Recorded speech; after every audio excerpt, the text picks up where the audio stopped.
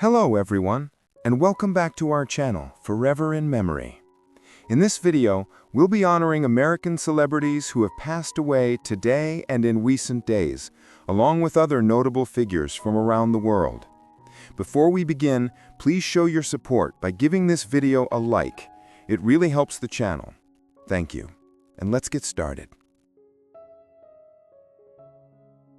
Died on September 19, 2025. Mike Wofford, 87, was an American jazz pianist and composer revered for elegant touch, unshowy virtuosity, and a career that bridged West Coast modernism with singer-centered craft. Raised in San Diego, after an early start in Texas, he became a first-call accompanist at the piano for Sarah Vaughan in 1979 and later musical director for Ella Fitzgerald from 1989 to 1994, appearing on her final studio album, All That Jazz. As a leader, he recorded cult favorites like Strawberry Wine and Summer Night, a luminous solo entry in the Maybach Recital Hall series, and a long-running partnership of albums and tours with his wife, jazz flutist Holly Hoffman. Across decades, he worked with Shorty Rogers, Shelly Manne, Joe Pass, Zoot Sims, Benny Carter, and many others, prized by peers for time, taste, and the way his voicings seemed to breathe. San Diego remained his home base and musical commons, where he mentored players and anchored residencies, even as his discography grew. Wofford's legacy is the rare combination of finish and feeling. A pianist who could carry a room alone or disappear into a singer's line so the song itself could shine. Died on September 19, 2025. Bryan Neal was a Manx-born painter-turned-sculptor whose welded abstractions and quietly exact teaching shaped post-war British sculpture.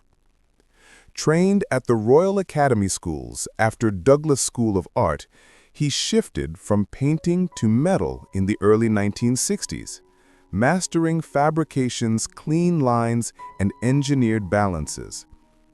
A breakthrough Whitechapel show in 1966 preceded his election to the Royal Academy. He was the first abstract sculptor admitted in 1974, and decades of influence followed. Professorships and leadership roles at the RA, long service on the Royal College of Art's sculpture faculty, and work that entered major collections in Britain and abroad. Rooted in the Isle of Man and a founding figure in its Arts Council, Neal stayed connected to home, even as his career centered on London studios and galleries. Late honors acknowledged the span of that life in art, among them an MBE in 2019, and tributes after his death described a generous mentor and meticulous curator as well as a maker. Fittingly, his final public piece, Ellipse, is slated for unveiling in the Tynwald National Park and Arboretum, a last conversation between his forms and the landscape that first shaped his eye. Died on September 20, 2025. Zubeen Garg, 52, was the Assamese superstar whose voice jumped borders and genres, an all-terrain singer-composer who moved from campus rock and Bihu folk to Bollywood ballads and Sufi pop without losing the grain of home. National fame arrived with Ya Ali from Gangster, 2006, but his catalog was vast. Assamese and Bengali albums that defined youth culture in the Northeast, film scores, acting and directing credits, and sessions in 40-plus languages that made him a rare pan-Indian polyglot of melody. He died in Singapore after a scuba diving accident, a day before he was slated to perform at a Northeast India festival there. tributes poured in from artists and politicians alike, a measure of how completely he had become the soundtrack of a region and a bridge to the rest of the country. Born Zubeen Barthakur in Meghalaya and raised in Assam, he broke through with the Assamese album Anamika 1992 and spent 3 decades writing, arranging, and producing songs that treated hooks and folklore with equal respect. Honors followed, including a National Film Award, Music Non-Feature, and an honorary D.Lit late in life, but he wore the laurels lightly. The work was the point. To fans, he was Zubeen Da, a restless studio rat and tireless stage act, whose output, by some counts, tens of thousands of recordings, felt less like a career than a running conversation with his audience. His legacy endures wherever a festival crowd sings back a chorus he carried from Guwahati to Mumbai and out into the world. Died on September 19, 2025. Julieta Norma Fierro Gosman, 77, was Mexico's most beloved popularizer of astronomy, a UNAM astrophysicist who turned hard science into everyday language for millions through books, TV, classrooms, and museum halls. A full researcher at UNAM's Institute of Astronomy and professor in its Faculty of Sciences, she wrote 40-plus books, many for young readers, fronted countless lectures and workshops, and helped build and lead science spaces such as Universum, all while keeping an active research interest in the interstellar medium and the solar system. For this bridge building between lab and public square, she earned major honors, including UNESCO's Kalinga Prize and the Astronomical Society of the Pacific's Klumpke Roberts Award, and, since 2004, held a seat in the Mexican Academy of Language, a rare recognition for a scientist. Her colleagues also tapped her to chair education initiatives within the International Astronomical Union, reflecting a lifetime belief that curiosity expands when you make knowledge sing. Born in Mexico City in 1948, Fierro never stopped teaching. Even late in life, she was publishing hands-on science activities and appearing at festivals to argue that astronomy helps us return to our origins, to nature, to wonder, to each other. Died on September 20th, 2025. Jairus Kipchoge Birech, 32, was a Kenyan steeplechase star whose 2014 season, African champion, Diamond League overall winner, and world-leading 7:58.41, announced him as one of the finest barriers runners of his generation. A Commonwealth Games silver medalist the same year, he was part of Kenya's deep steeplechase lineage, prized for even splits, crisp water jumps, and a late-race drive that broke fields in Monaco, Lausanne, and Brussels. He died after a period of illness, prompting tributes across Kenyan sport. Born in Uasin Gishu in 1992, Birech rose fast. African Junior Silver in 2011, Diamond League mainstay by 2012, and, at 21, victories on the biggest European tracks. His 7:58.41 in 2014 made him the 11th man under 8 minutes and pushed him into the steeplechase all-time top 10. Coaches lauded his economy over barriers. Rivals talked about his relentlessness between them. Even as injuries and illness shortened his competitive arc after 2018, he remained a touchstone for younger Kenyan runners, an example of precision, patience, and courage over 12.5 laps. He is remembered as a champion in results and in craft, a runner who made the most technical event look beautifully simple. Died on September 20, 2025. Hema Sain, 85, was a Pune botanist, teacher, and beloved popularizer of plant knowledge whose life and work were inseparable from her ethic of living lightly on the earth. A longtime faculty member and former head of the botany department at Abasaheb Garware College, 1962 to 2000, she mentored generations of students and kept publishing long after retirement, handwriting dozens of books that mixed taxonomy, local history, and everyday ecology. She was equally famous for her personal experiment in sustainability, decades without a household electricity connection in her boudoir pet ancestral wada, a routine organized around daylight, a solar lamp, a radio, and the animals she cared for. In Pune's markets and college corridors, she was the encyclopedia of plants, a meticulous field guide with a gift for turning street trees and roadside herbs into living lessons.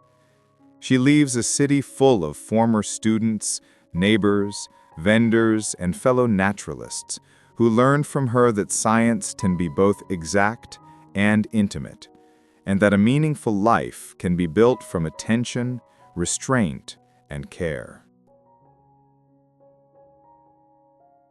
Born on January 30th, 1974, in Haverfordwest, Wales, Christian Charles Philip Bale would grow into one of cinema's most exacting shapeshifters, an actor celebrated for transformative roles that range from sleek anti-hero to broken boxer, from caped vigilante to political chameleon. Audiences know him for the ferocity of American Psycho, the operatic gravitas of the Dark Knight trilogy, and the bruised tenderness of The Fighter, which brought him an Academy Award. His signature achievement isn't just the hardware. It's the discipline and imagination he brings to building a life on screen from the inside out. Bale's childhood felt like motion itself. His mother, Jenny, had a background in dance and circus performance. His father, David, worked variously in business and activism. The family's moves across Wales and England into Portugal and later to the United States gave him a passport of accents and a knack for observing people closely. He learned early how posture, pace, and tone can tell a story before a word is spoken, habits that would later become the grammar of his acting. School never competed with the pull of performance. As a boy, he picked up dance and stage work, appeared in commercials, and learned what a camera asks of a face. Stillness when you want to fidget. Concentration when the set is chaos. A stint on the West End taught him to trust rehearsal and to carry a scene without telegraphing effort. At home, encouragement came with a practical edge. If you take the work, take it seriously. And Bale proved he could, developing a work ethic that prized preparation over charm. By his early teens, he had a toolkit unusual for his age: precision with voice, fluency with physical detail, and a calm that read as authority in front of an audience. Those qualities drew the attention of directors looking for a young lead who could carry adult material without precocity. Standing on the threshold of his first major screen roles, he'd already formed the habits that would define him. Watch closely, commit fully, and let the smallest choices do the loudest talking. As adolescence gave way to early adulthood, Bale's apprenticeship turned into a career.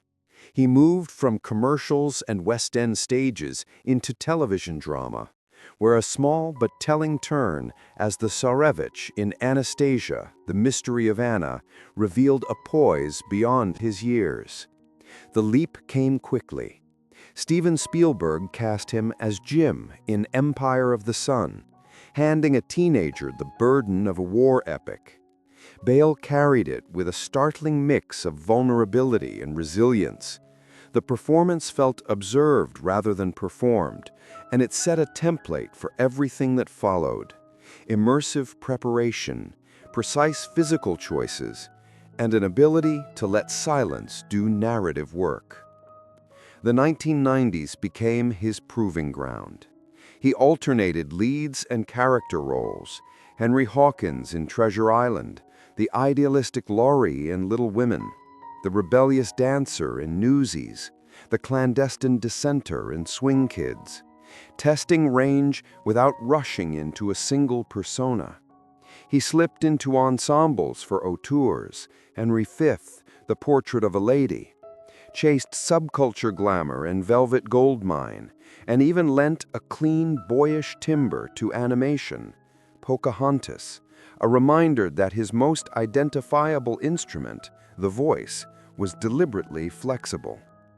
Casting directors learned that he could age up or down on camera, that he handled period cadence as easily as contemporary slang, and that he arrived on set with a backstory mapped in pencil margins. The craft hardened quietly. Bale kept notebooks, built physical routines for each part, and treated accents like architecture, foundational rather than decorative. He worked from the outside in, posture, gait, weight, and the inside out, moral temperature, private rituals, meeting in the middle with performances that felt inhabited rather than illustrated. He also learned when not to chase attention. In supporting roles, he could withdraw a fraction and make the scene sharper for his restraint. By the end of the decade, he had completed a rare transition: the child lead who becomes an adult actor without the awkward gap. Smaller films such as Metroland and The Secret Agent confirmed his taste for character over comfort, while television and festival projects kept the muscles warm between larger shoots. What knit it all together was a growing willingness to risk, roles that asked for vanity to be set aside, that allowed awkwardness, cruelty, or fragility to surface without apology.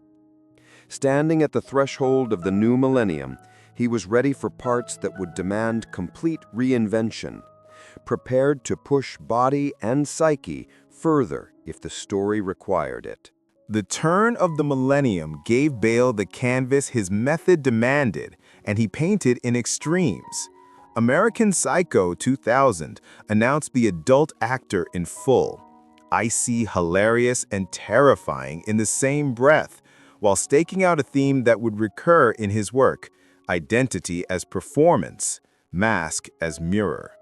Then came the physics-defying metamorphoses. For The Machinist 2004, he stripped himself to a spectral silhouette, a body as prop that made insomnia look like a haunting.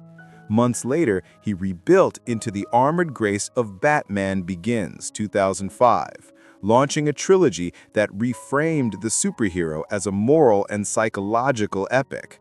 Between capes and cowl, he threaded sleight-of-hand prestige dramas like The Prestige, survivalist endurance with Rescue Dawn, and American Myth recast as hard men with soft centers, 3:10 to Yuma, each time recalibrating voice, weight, and gait until a new person stood where the last one had been. With The Dark Knight 2008 and The Dark Knight Rises 2012, Bale and Christopher Nolan made blockbuster spectacle feel authored. The growl wasn't a quirk, but a shield. The physicality was an ethic, discipline as character. While those films redefined the franchise movie, Bale kept slipping outside doors to chase sharper notes. The Fighter 2010 let him torque all that discipline into fragility, a vibrating live wire of a man whose bravado can't quite mask the breakage, earning him the Academy Award. Out of the furnace and hostels tested a quieter register, grief that sits in shoulders and jawline. American Hustle turned weight gain and a comb-over into a moral argument about self-invention. Vice, 2018, transformed him into a political sphinx, the mechanics of breath and stillness doing as much as the makeup. In Ford versus Ferrari, the obsession moved to the open road, a driver's monkish focus, kinetic but inward, where the drama is measured in tenths of a second, and the price of pride. Even the detours widened the map. He gave villainy a tragic pulse as Gore in Thor: Love and Thunder, reminded audiences how much narrative a whisper can carry in The Pale Blue Eye, and continued to treat accent and posture like needles on a compass, tiny adjustments that send a character due north. Behind the scenes, he built a reputation for set discipline without fuss, preparation without romance, dialect work done early, physical routines yoked to the script's calendar, props treated as tools to teach the body what the mind already knows. Directors rely on him not only for transformation, but for the connective tissue of a film, the way he keeps a world coherent from scene to scene. What remains, after the headlines about Wade and wigs, is a principle. Bale treats acting as the patient accumulation of small truths until a stranger becomes inevitable. The showy alchemy is there, but it's grounded in craft. How a man ties his shoes when he's late, how he eats when he's hiding something, where the eyes go when the lie becomes habit. From a boy who learned to watch people in transit to an actor who can vanish in plain sight, Christian Bale has built a career that argues, quietly and relentlessly, that character is choice, made again and again, until the camera believes.